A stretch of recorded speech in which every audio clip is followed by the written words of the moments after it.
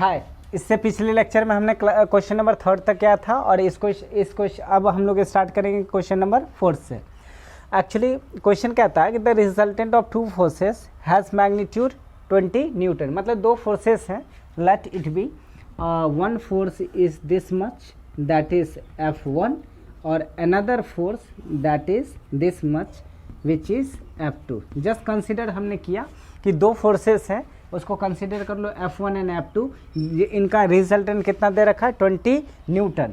तो मान लो इन दोनों का रिजल्टेंट आप जान रहे हो, पैरेललोग्राम लॉ से अगर हम लोग सॉल्व करें तो ये क्या इसके ठीक 20 से आएगा। तो ये वाला रिजल्टेंट है, ये रिजल्टेंट आपको कितना दे रखा है 20। इसका मैग्नीट्यूड दे रखा है कितना 20 न्यूटन। कितना दे रखा है 20 न्यूटन। एंड कहता है and one of the force is of magnitude 20√3 Newton. और इनमें से एक फोर्स कितना दे रखा 20√3 न्यूटन। तो एक फोर्स इसको कंसीडर कर लो, ये फोर्स कितना दे रखा है आपको, इसकी मैग्नीट्यूड दे रखी है 20√3। कितना दे रखा 20√3 इसका magnitude. And max an angle of 30 degree with the resultant. और ये जो है इस रिजल्टेंट के साथ कितना का एंगल बना रहा है 30 डिग्री का। ठीक, then what is the magnitude of the other force. आपको कौन से फोर्सेस चाहिए, ये अदर फोर्स। इसको कैसे फाइंड करेंगे, तो सबसे पहले देखिए अगर आप इस रिजल्टेंट वाला फॉर्मूला लगाएंगे तो उसे ईजिली आप सॉल्व नहीं कर सकते। तो इसके लिए हम लोग क्या करते हैं कि सबसे पहले आप देखिए ये जो है इनके साथ कितना का एंगल बना रहा है 30 डिग्री। तो सबसे पहले आप बताओ इसकी अगर मैग्नीट्यूड चाहिए, इसका क्या चाहिए मैग्नीट्यूड। तो आप सबसे पहले कोई भी जो फोर्स होता है, force F1 plus force F2, इन दोनों का जो रिजल्टेंट होता है वो किसके इक्वल होता है बताइए, एक्चुअली रिजल्टेंट के। किसके इक्वल होता है रिजल्टेंट। आपको गिवन क्या है F1 पता है और F2 पता है, मतलब F1 का मैग्नीट्यूड पता है और F2 का रिजल्टेंट का मैग्नीट्यूड पता है। और इन दोनों के बीच का एंगल भी आपको पता है कितना 30 डिग्री। तो इसके लिए F2 चाहिए, F2 चाहिए तो क्या करेंगे F1 को ट्रांसपोज कर दो। तो actually F2 is equal to कितना जाएगा, vector F2 is equal to ये उस साइड ट्रांसपोज करेंगे तो ये प्लस उस साइड जाके माइनस, यानी कि vector R minus vector F, ये चीज़ आ गई। अब अगर गौर से देखा जाए, सोचिए तो आपने जो पढ़ा था R resultant is equal to क्या होता था वेक्टर A और माइनस वेक्टर B। मतलब कि दो वेक्टर का अगर डिफरेंस चाहिए था तो वो इक्वल होता था उसके रिजल्टेंट के। सिंपल सी बात है, अगर F2 गौर से अगर इससे अगर आप कंपेयर करेंगे तो F2 वेक्टर F2 अगर इक्वल है वेक्टर R और वेक्टर F कौन सा था, 1 था F1 के। इसका मतलब है actually F2 is the resultant of difference between vector R and F1। इन दोनों का जो डिफरेंस है उसका रिजल्टेंट है क्या चीज़ F2। तो अगर इन दोनों के बीच का एंगल पता हो जाए तो आप ये वाला रिजल्टेंट फाइंड कर सकते हैं। इससे अगर कंपेयर करेंगे तो रिजल्टेंट की जगह देखिए F2 है और एक जगह R है और B की जगह F1 है। इसका मतलब है F2 जो है रिजल्ट एज ए रिजल्टेंट काम कर रहा है R और F1 दोनों के डिफरेंस का। इसका मतलब है कि ये हमें F2 निकालना है तो इन दोनों के बीच का एंगल हमें पता होना चाहिए। ऑलरेडी आपको देखिए पता है ये जो वेक्टर F1 है और ये रिजल्टेंट R, इन दोनों के बीच का एंगल भी आपको पता है कितना 30 डिग्री। तो हम क्या करेंगे, एक्चुअली वेक्टर R तो हमें पता नहीं है, वेक्टर R का एक्चुअली मैग्नीट्यूड आपको पता है, वेक्टर R का क्या पता है मैग्नीट्यूड। और ये F1 भी नहीं पता है, एक्चुअली वेक्टर F1 का क्या चाहिए मैग्नीट्यूड। और साथ में F2 भी नहीं पता है, एक्चुअली F2 का मैग्नीट्यूड आपको फाइंड करना। तो क्या करेंगे, दोनों side first of all taking mode on both side, यानी कि दोनों साइड हम लोग क्या ले लेते हैं मोड ले लेते हैं। ऐसा क्यों करेंगे वो भी मैं बता रहा हूँ। देखिए F2 का क्या चीज़ चाहिए हमें मोड ऑन बोथ साइड। तो कितना हो जाएगा इधर R vector R minus vector F1, इन दोनों का क्या हो जाएगा मोड। क्या लिखेंगे आप taking mode on both side. ऐसा क्यों करते हैं एक्चुअली आप बताइए, अगर ये दोनों वेक्टर इक्वल है, मान लो कोई वेक्टर है F1 और अनदर वेक्टर है F2, और अगर ये दोनों वेक्टर इक्वल है, वेक्टर इक्वल कहने का क्या मतलब है कि अगर 10 न्यूटन ये ईस्ट में अगर एक्ट हो रहे हैं तो दूसरा जो फोर्स F2 है वो भी 10 न्यूटन ईस्ट में ही एक्ट होने चाहिए, तब जाके दोनों फोर्सेस को हम लोग क्या कहेंगे इक्वल फोर्सेस, क्योंकि मैग्नीट्यूड भी इक्वल होनी चाहिए और डायरेक्शन भी इक्वल होना चाहिए। तो कोई भी दो फोर्सेस अगर इक्वल है तो सिंपल सी बात है उसका मैग्नीट्यूड भी क्या होगा इक्वल। जैसे देख लो 10 न्यूटन इसका मैग्नीट्यूड 10 न्यूटन इसका, दोनों के दोनों क्या है इक्वल है। तो अगर ये दोनों फोर्सेस इक्वल हैं तो इन दोनों का जो मैग्नीट्यूड लेंगे तो भी क्या हो जाएगा, equal. That's why we have taken mod on both side. दोनों साइड हमने क्या कर लिया, मोड ले लिया। ऐसा करने से क्या होगा, सबसे पहले तो आप ये सारा डाटा भी लिखा गया। अब क्या करते हैं, इसको मैं ऊपर वाले इरेज करता हूँ और इसे सॉल्व करते हैं। इसे जब सॉल्व करेंगे आप तो देखिए क्या कर सकते हैं, रिजल्ट क्या आता है। इसके लिए क्या करते हैं, यहाँ क्या था ना 10 न्यूटन था, ये 20 न्यूटन था, एंड थर्ड वन कितना था, थर्ड वन तो मैं अच्छा कोई बात नहीं देख लेते हैं। उसके बाद देखिए ये हो गया आप 2। अब इसको क्या कीजिएगा, now squaring on both side. अब क्या करेंगे हम लोग, स्क्वेयरिंग ऑन बोथ साइड, दोनों साइड क्या कीजिए, स्क्वेयर कर दीजिए।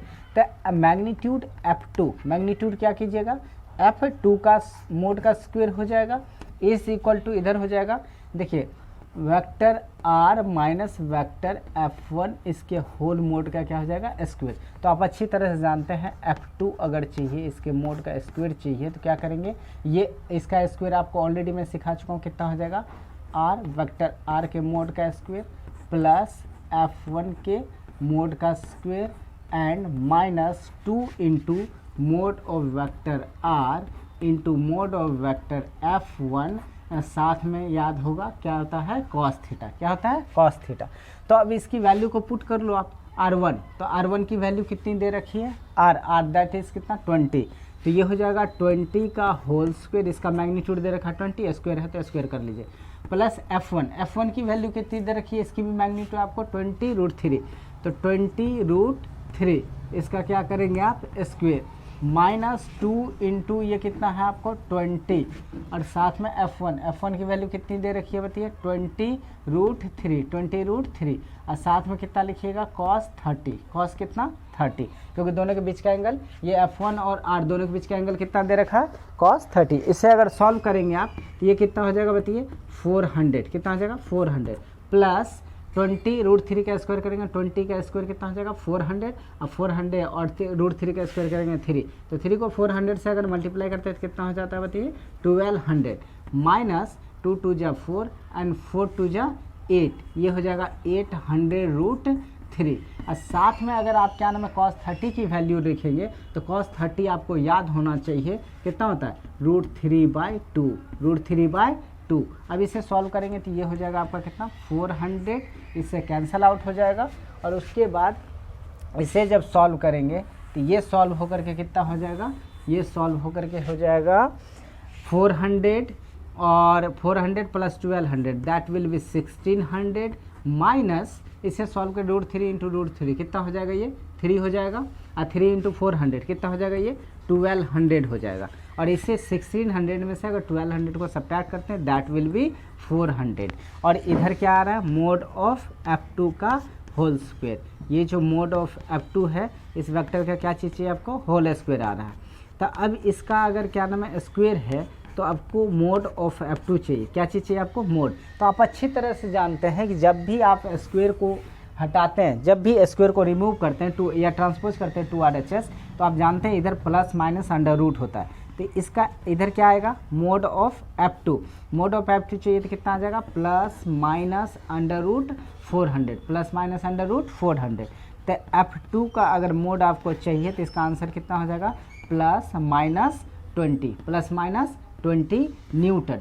अब एक बात को यहाँ से देखिए, एक्चुअली आपके पास स्क्वायर की वजह से प्लस और माइनस दोनों आ रहे हैं, बट ये जो मैग्नीट्यूड है, मैग्नीट्यूड मॉडुलस कभी भी, ये जो किसी भी चीज़ का ये जो मॉडुलस होता है ये कभी भी नेगेटिव नहीं होता है। दैट्स वाई ये -20 जो है ये फोर्सेस का मैग्नीट्यूड नहीं हो सकता, क्योंकि mode always gives the positive value, और ये कैसे वैल्यू आ रहा है, नेगेटिव वैल्यू, तो ऐसा होगा नहीं। दैट्स वाई आपका जो राइट आंसर होगा, राइट आंसर क्या हो जाएगा, mod of vector F2 is equal to कितना हो जाएगा, प्लस 20 न्यूटन, कितना हो जाएगा 20 न्यूटन। हेंस राइट ऑप्शन आप चेक कर लो कौन सा था, ऑप्शन ए था या बी था, तो 20 न्यूटन जिसमें भी ऑप्शन है वो हो जाएगा आपका राइट आंसर। अब क्या करते हैं हम लोग, क्वेश्चन नंबर 4 पर है। नाउ क्वेश्चन नंबर 5 हम लोग अब क्वेश्चन नंबर 5 सीखते हैं। हो गया, देखिए क्वेश्चन नंबर 5 ये कह रहा है कि 2 forces acting in opposite direction have resultant 10 Newton. मतलब कि 2 फोर्सेस है, जस्ट कंसीडर, मान लो कि एक फोर्सेस ये F1 है और अनदर फोर्सेस ये F2 है, और दोनों फोर्सेस एक दूसरे के अपोजिट डायरेक्शन में, अगर ये इस डायरेक्शन में एक्ट कर रहा है, दूसरा इसके अपोजिट डायरेक्शन में एक्ट कर रहा है, और जानते हैं जब दो फोर्सेस अपोजिट डायरेक्शन में एक्ट करते हैं तो उस केस में जो रिजल्टेंट होता है वो क्या होता है, F2 minus F1 is equal to R, ये होता है। आप अच्छी तरह जानते हैं, या इसका मैग्नीट्यूड लेंगे तो R इज इक्वल टू कितना होता है, F2 माइनस F1, ये आपको ऑलरेडी सीख चुके हैं। और जब दो फोर्सेस से अपोजिट डायरेक्शन में एक्ट करते हैं तो उस समय जो एंगल फॉर्म होता है वो कितना होता है, 180 डिग्री। अच्छे समझा चुका मैं। ये रहा एक फोर्सेस, ये अनदर फोर्सेस, दोनों के बीच का एंगल मान लो थीटा। अगर एक दूसरे को इन दोनों को अपोजिट डायरेक्शन में होना है तो थोड़ा सा इधर शिफ्ट कीजिए, इधर शिफ्ट कीजिए, ये थीटा एंगल इंक्रीज करते जाएगा। फाइनली इंक्रीज करते करते जब इसके अपोजिट में आएगा तो ये एंगल कितना हो जाएगा, 180 डिग्री। तो जब दो फोर्सेस अपोजिट डायरेक्शन में एक्ट करते हैं तो एंगल कितना का फॉर्म होता है, 180 डिग्री। तो इससे आप लिखा सकते क्या बोले कि direction two forces acting in opposite direction resultant 10 Newton.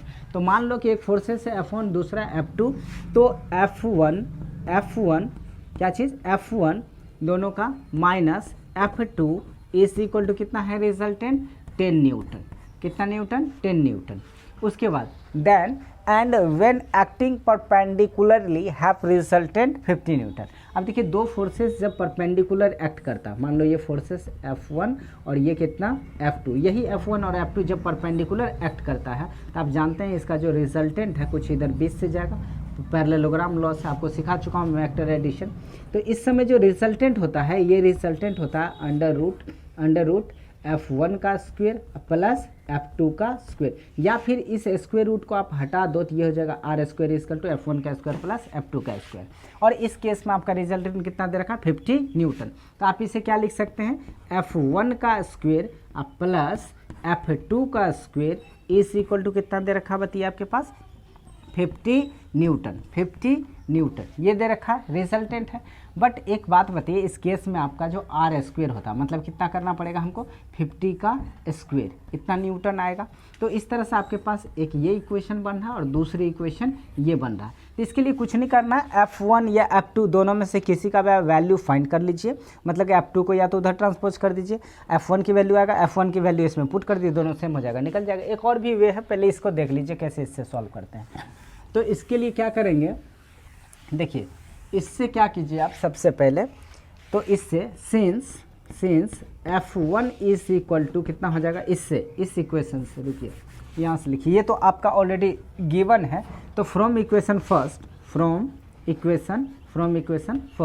ये जो इक्वेशन फर्स्ट है इससे आप देखिए, तो अगर आपको F1 चाहिए तो F1 को F2 को उधर ट्रांसपोज कीजिए, ये माइनस उधर जाके प्लस हो जाएगा, यानी कि ये कितना हो जाएगा F2 प्लस 10 ये हो जाएगा। अब F1 की वैल्यू को क्या कीजिए, ये जो इक्वेशन सेकंड है इसमें पुट कर लीजिए।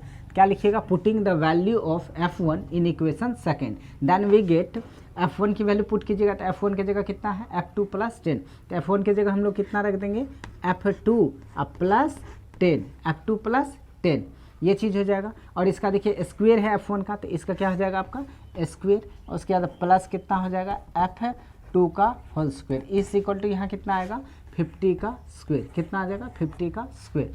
अब इस हिसाब से ये तो a प्लस बी का होल स्क्वायर, उस पर अगर ब्रेक डाउन करते हैं तो ये हो जाएगा F2 का स्क्वायर, a का square plus 2ab, that is 2 into A कितना, F2 इंटू बी कितना दे रखा आपको 10, अब प्लस b का स्क्वायर यानी कितना हो जाएगा 10 का स्क्वायर, अब प्लस इधर पहले से कितना दे रखा है आपको F2 का स्क्वायर इस इक्वल टू इधर कितना हो जाएगा 2500, कितना हो जाएगा 2500।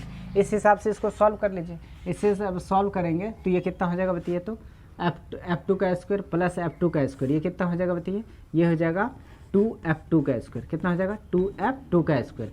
उसके बाद और इधर हो जाएगा 10 का स्क्वायर 100 को जब आप पहले इसको सॉल्व कर लीजिए, ये हो जाएगा 10 टू जा 20 प्लस कितना हो जाएगा 20F2। अब इसके बारे में थोड़ा सोचिए, 10 का स्क्वायर 100 को उधर ट्रांसपोज करेंगे, इधर प्लस उधर जाकर माइनस, तो 2500 माइनस 100 तो कितना हो जाएगा 2400 को फिर इधर लाइएगा तो कितना हो जाएगा माइनस 2400, इधर कितना बचेगा 0।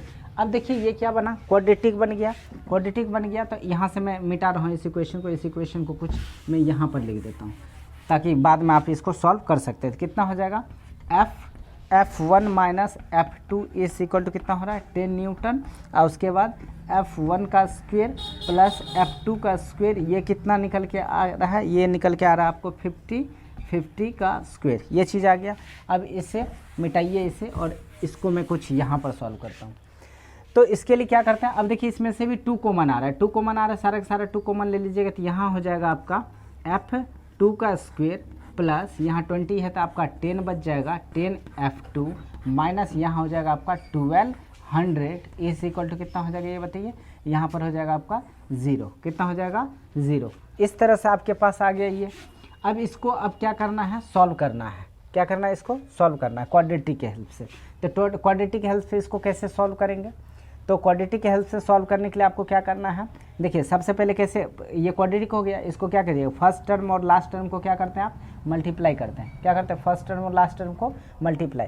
बट यहाँ पर आपको कितना आ रहा है 10 आने के लिए क्या करना पड़ेगा बताइए, तो इसके लिए क्या करते हैं 40, अगर आप इसको क्या करते हैं लास्ट टर्म को फैक्टराइज करते हैं 1200 का, कितना 1200, देखिए इसको मैं डायरेक्ट बता रहा हूँ, सीधा अगर मैं इसको 400 से डिवाइड करता हूँ तो ये इधर कितना आ जाएगा 300, कितना हो जाएगा 300, और 400 में से 300 को आप अगर मल्टीप्लाई करेंगे, सॉरी 100 बोल रहे हैं, क्या नाम 40 से डिवाइड कीजिए, 40 से डिवाइड कीजिएगा तो कितना हो जाएगा 30, और 40 में से 30 को सब्ट्रैक्ट कीजिएगा तो देखिए 10 आ जाएगा, और इन दोनों को जब मल्टीप्लाई कीजिएगा 1200 भी आ जाएगा। तो इसको फैक्टराइज करेंगे तो कितना हो जाएगा F2 का स्क्वायर प्लस 40F2, कितना हो जाएगा 40F2 माइनस 30F2 माइनस 1200। ये सब चीज़ ऑलरेडी आप पढ़ चुके हैं। अब इन दोनों में फिर से कॉमन ले लीजिए, कितना F2 कॉमन ले लीजिएगा तो कितना बचेगा यहाँ पर F2 प्लस 40, और इससे कितना माइनस 30 कॉमन आएगा, माइनस 30 कॉमन लीजिएगा तो कितना हो जाएगा F2, और देखिए माइनस कॉमन लेने की वजह से ये माइनस यहाँ पर क्या हो जाएगा प्लस हो जाएगा, कितना हो जाएगा 40। अब इस हिसाब से अब देखिए अगेन इस टर्म में और इस टर्म में फिर से कॉमन आ रहा है, इस चीज़ को मैं ऊपर लिख रहा हूँ, इन दोनों टर्म में क्या आ रहा है फिर से कॉमन आ रहा है, फिर से कॉमन आ रहा है, तो दोनों में कॉमन क्या फिर से आ जाएगा बताइए F2 अब प्लस कितना 40 इंटू इधर क्या आएगा F2 एंड इधर यहाँ क्या बच रहा है माइनस 30 इस इक्वल टू कितना आएगा बताइए 0। अब देखिए इधर क्या हो जाएगा, इस हिसाब से अगर सॉल्व करें तो क्या करेंगे, इधर F2 प्लस 40 और sorry F2 plus 40 is equal to 0 और F2 minus 30 is equal to 0। ऐसा क्यों होगा, क्योंकि ये होल टर्म और ये होल टर्म दोनों दो टर्म हैं, दोनों एक दूसरे के मल्टीप्लाई में है। अब इसको अगर इस साइड ट्रांसपोज करते हैं तो ये टर्म इधर आके डिवाइड हो जाएगा, क्योंकि इधर मल्टीप्लाई में है, जीरो में किसी भी चीज़ से डिवाइड करते हैं तो जीरो हो जाता है, तो फाइनली इतना बराबर जीरो होगा। अगर इसी टर्म को इधर ट्रांसपोज कीजिएगा, इसको इस साइड रख लीजिएगा तो ये टर्म उधर जाके जीरो हो जाएगा, तो फाइनली ये टर्म, तो इसलिए मैंने लिखा either this much is equal to 0 और दिस मच इजकल टू 0। इससे सॉल्व करेंगे तो F2 की वैल्यू जो है, F2 की वैल्यू कितना आ रहा है माइनस 40, और F2 इससे सॉल्व करेंगे तो इससे आएगा आपका F2 कितना 30। ये न्यूटन है तो आप न्यूटन लगा सकते हैं। बट एक बात बताइए, ये जो F2 है एक्चुअली F2 को और हम किस तरह से लिखते हैं, F2 वेक्टर का मोड एक्चुअली क्या है मैग्नीट्यूड, और मैग्नीट्यूड कभी भी नेगेटिव नहीं होता, मैं बता चुका हूँ, इसलिए ये वाला जो आंसर ये पॉसिबल नहीं है। हैंस राइट ऑप्शन इज आपका जो सही आंसर होगा जो वैलिड है वो कितना हो जाएगा F2 इजकल टू 30 न्यूटन। अब 30 न्यूटन को दोनों में से किसी इक्वेशन पे पुट कर लीजिए, आपका आंसर आ जाएगा। बट ये इसमें पुट कीजिएगा, ज़्यादा सॉल्व करने में प्रॉब्लम हुआ तो इसलिए इसमें पुट कीजिए इक्वेशन फर्स्ट में। तो इक्वेशन में फर्स्ट में F2 जब पुट कीजिएगा तो F2 minus sorry F1 minus F2 की वैल्यू कितना दे रखा है 30 इज इक्वल टू कितना दे रखा है 10। अब आपको F1 चाहिए तो F1 इज इक्वल टू कितना चाहिए, 30 को उधर ट्रांसपोज कर दो, माइनस उधर जाके कितना हो जाएगा प्लस, 10 में 30 को प्लस करेंगे तो कितना हो जाएगा 40। एक्चुअली ये फोर्थ था इसलिए न्यूटन आप लिखिए। अब न्यूटन हर जगह लिखने में बार बार लिखने में सॉल्व करने में प्रॉब्लम, इसलिए मैंने लिखा F1। तो F1 की वैल्यू कितना आ गया आपके पास 40 एंड F2 की वैल्यू कितनी आ रही है आपके पास 30। हैंस राइट ऑप्शन क्या हो जाएगा 30 एंड 40 थे। तो ऑप्शन चेक कर लीजिए 30 एंड 40, 40 30। अब सोचिए सबसे पहले यहाँ पर क्या दे रखा है 30 और 40, 40 और 30। तो सबसे पहले F1 की बात करेंगे तो F1 कितना दे रखा है देखिए तो 40 और दूसरा F2 30, तो इसलिए राइट ऑप्शन इज बी। अगर वो पूछ रहा था सीक्वेंस वाइज पूछ रहा था कि बताइए फोर्सेस मतलब F1 और F2 की वैल्यू क्या होगा, तो F1 और F2, तो F1 देखिए यहाँ पर 40 है, इसलिए ये ऑप्शन सही हो जाएगा। ठीक, हालांकि ये कन्फ्यूजन वाली बात है, तो यहाँ मान लीजिए ज़्यादा दिक्कत हो रहा है, यहाँ ऑप्शन को चेंज कर दीजिए, कुछ भी 60 कर लीजिए, ये ऑप्शन गलत हो जाएगा और ये ऑप्शन आपका क्या हो जाएगा, ट्रू हो जाएगा। ठीक, वैसे अगर 40 रहता तब ये भी ऑप्शन सही हो सकता था, क्योंकि ऑर्डर चेंज करने से क्या फ़र्क पड़ता है, F2 इधर रहे या F1 उधर रहे, तो आपका राइट ऑप्शन क्या हो जाएगा, बी। इस तरह से अब नेक्स्ट क्वेश्चन हम लोग पढ़, देखिए नेक्स्ट क्वेश्चन पढ़ने से पहले हम लोग क्या करते हैं, इस क्वेश्चन को और एक तरीका देखते हैं। तो आपके पास सबसे पहले बताइए डाटा जो आपके पास था वो क्या था, F1 माइनस F2 आपको कितना दे रखा है बताइए, 10 न्यूटन, कितना दे रखा है, 10 न्यूटन। उसके बाद दूसरा जो डाटा आपके पास वो है F1 का स्क्वायर प्लस F2 का स्क्वायर इज इक्वल टू कितना, 50 न्यूटन, बट यहाँ पर 50 नहीं था, 50 का स्क्वायर था, 50 का क्या था, स्क्वायर। ये दो कंडीशन आपको पता है, और ये तब जब क्या में ये दोनों फोर्सेस अपोजिट डायरेक्शन में एक्ट कर रहे थे तब कितना रिजल्टेंट था, 10 न्यूटन, और ये रिजल्ट तब था जब दोनों फोर्सेस 90 डिग्री पे एक्ट कर रहे थे, तब ये रिजल्ट था।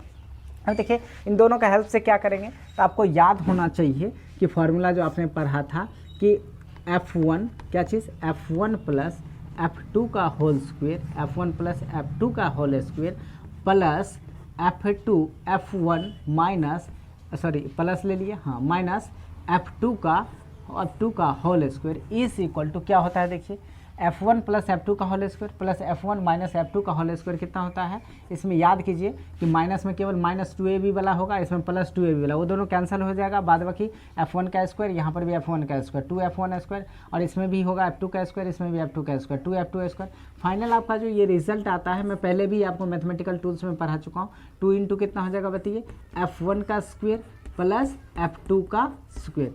अब इस रिजल्ट से भी आप इजीली बना सकते हैं, कैसे बना सकते हैं, देखिए F1 प्लस F2 आपको ऑलरेडी पता है, नहीं पता है तो ये फाइंड कर लेंगे, F1 प्लस F2 का whole square plus F1 minus F2 आपको पता है कितना, 10 न्यूटन, तो इधर हो जाएगा 10 का स्क्वायर, इधर 2 into actually F1 plus F2 का होल स्क्वायर आपको पता है कितना है, 50 का स्क्वायर, 50 का स्क्वायर कितना होता है बताइए, 25 into 00 that will be 2500।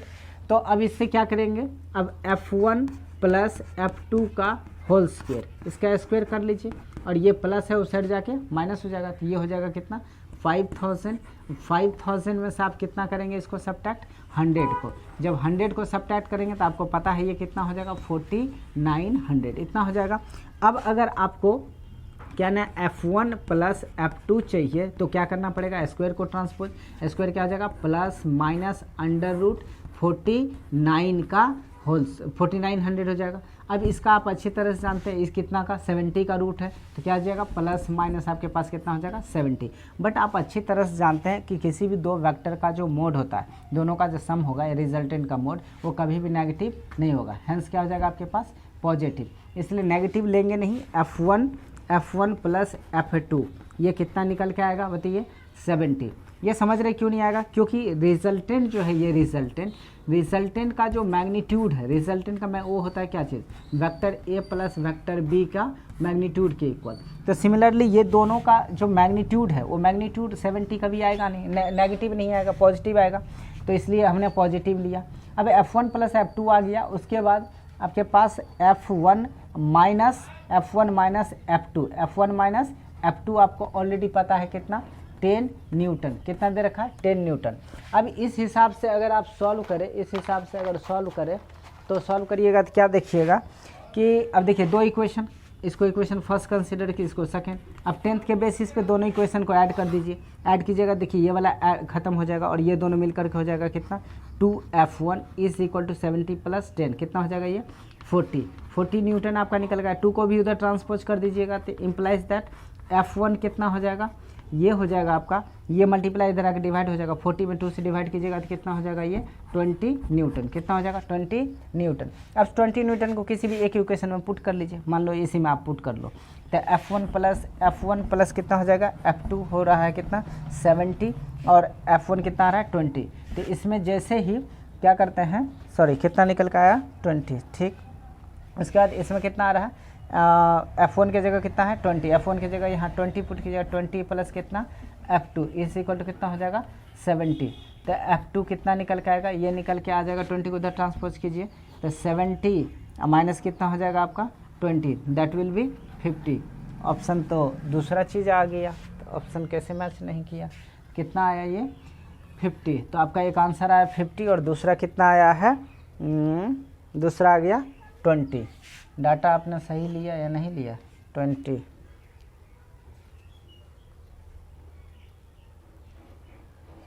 Actually sorry, देखिए आपने यहाँ पर गलती किया, 70 प्लस 10 दोनों को जब ऐड करें आप तो यहाँ पर एक्चुअली कितना हो जाएगा 70, और यहाँ पर देखिए जब 70 और 10 को ऐड करेंगे तो यहाँ एक्चुअली 80 होगा ना कि 40 हो जाएगा, ठीक।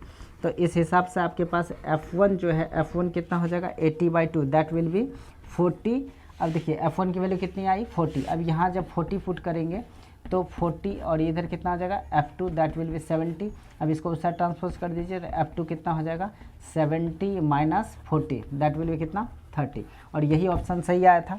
तो हम लोगों ने कहाँ गलती किया था, एक्चुअली इन दोनों को जब ऐड कर रहे थे तो कैसे हो गया था F1 प्लस F2 F1, और ये दोनों कैंसिल आउट हो जाएगा, और ये 70 प्लस 10 80 होता। मेरे दिमाग में चल रहा था कि 2 से डिवाइड होगा तो 40 होगा, और दिमाग में चल रहा था 40, मैंने 40 ही लिख दिया था। जबकि इन दोनों का ऐड हो गया यहाँ पर कितना होता 80, और तब इस 2 को सब इधर ट्रांसपोज करते हैं तो 80 divided by 2 that will be 40। तो इस तरह से भी आपके पास आंसर आ गया 30 एंड 40, आप ऑप्शन टिक कर सकते हैं। नेक्स्ट क्वेश्चन आप देखिए 6 नंबर का सॉल्यूशन हम लोग कैसे करेंगे। क्वेश्चन क्या कर रहा है, 2 नॉन जीरो वेक्टर्स है आर गिवन सच दैट, मतलब 3 वेक्टर्स हैं वो आपको 2 वेक्टर्स हैं वो इस तरह से दिए हुए हैं कि वेक्टर ए और वेक्टर बी, इन दोनों का जो सम है दैट मीन्स रिजल्टेंट वो कितना दे रखा है आपके पास वेक्टर सी। उसके बाद और भी कंडीशन है कि ए स्क्वायर और बी स्क्वायर, यानी कि ए मैग्नीट्यूड का स्क्वायर और बी के मैग्नीट्यूड का स्क्वायर जो है सी के मैग्नीट्यूड के क्या है इक्वल है। तो उस केस में आपको पूछ रहा है ये वेक्टर ए और वेक्टर बी है, इन दोनों के बीच का एंगल कितना होगा। तो इसको आप डायरेक्टली सॉल्व कर सकते हैं कि वेक्टर ए और वेक्टर बी का मैग्नीट्यूड इन दोनों के बीच का वेक्टर ए और बी के बीच का एंगल कितना होगा। तो सबसे पहले आप कंडीशन लिखिए कि दे क्या रखा है। सिंस आपके पास गिवन है कि A square plus B square is equal to कितना दे रखा है बताइए सी स्क्वायर, कितना दे रखा है सी स्क्वायर, एंड उसके बाद आपको और भी कुछ गिवन है कि vector A plus vector B is equal to कितना है वेक्टर सी। तो इसके लिए हम लोग क्या करेंगे कि दोनों साइड आप मोड ले लीजिए, taking mode on both side. दोनों साइड जब मोड लेंगे तो पर भी स्टेटमेंट क्या हो जाएगा ट्रू ही रहेगा, क्योंकि अगर 2 वेक्टर का रिजल्टेंट 2 वेक्टर का सम अगर कोई थर्ड वेक्टर के इक्वल है तो सिंपल सा इन दोनों का जो सम का मैग्नीट्यूड है वो भी क्या हो जाएगा इसके थर्ड वेक्टर के इक्वल हो जाएगा। तो इन दोनों का जो मैग्नीट्यूड है ये इक्वल हो जाएगा किसके वेक्टर सी के मैग्नीट्यूड के। अब क्या कीजिए स्क्वेयरिंग ऑन बोथ साइड, दोनों साइड क्या कीजिए आप स्क्वेयर कर दीजिए। दोनों साइड जब स्क्वेयर करेंगे तो ये कितना हो जाएगा आपको सिखा चुका हूँ, ये हो जाएगा आपका A square plus B square plus 2ab cos theta 2ab cos theta is equal to उधर कितना हो जाएगा सी का स्क्वायर। अब आप गौर से देखिए तो ए स्क्वायर प्लस बी स्क्वायर आपको सी स्क्वायर ऑलरेडी गिवन है, तो ए स्क्वायर प्लस बी स्क्वायर के बदले क्या लिख सकते हैं आप सी स्क्वायर, इसके बदले क्या लिख देंगे हम लोग सी स्क्वायर, और प्लस इधर कितना है 2ab इंटू कॉस थीटा, और इधर ऑलरेडी कितना है सी स्क्वायर। अब सी स्क्वायर को उस साइड ट्रांसपोज करेंगे तो उधर जाकर माइनस हो जाएगा, फाइनली यहाँ कैंसिल ही कर देते हैं। तो सी स्क्वायर कैंसिल हो जाएगा, बचेगा कितना 2ab cos theta is equal to कितना 0, कितना आ जाएगा 0। अब इससे अगर आप सॉल्व करते हैं तो इससे सॉल्व करेंगे तो क्या हो जाएगा कॉस थीटा चाहिए, तो इस पूरा टर्म को ये जो है 2ab इसको उधर ट्रांसपोज करेंगे, इधर मल्टीप्लाई इधर आके डिवाइड, फाइनली 0 से अगर इसको डिवाइड करेंगे तो कॉस थीटा कितना आ जाएगा 0, मतलब कि cos theta equal to again कितना हो जाएगा 0। तो आप समझ रहे हैं कि कॉस थीटा 0 कब होता है, जब थीटा की वैल्यू कितनी होती है 90 डिग्री, कितनी होती है 90 डिग्री, दैट वाज π/2 रेडियन, कितना π/2 रेडियन। तो ऑप्शन कौन सा टिक कर लीजिए π/2, तो π/2 is the B is the right option. तो नेक्स्ट हम लोग क्या करेंगे, ये काफ़ी लंबा लेक्चर हो गया तो इसलिए हम लोग नेक्स्ट और भी क्वेश्चन हम लोग नेक्स्ट लेक्चर में सीखते हैं। So short bye.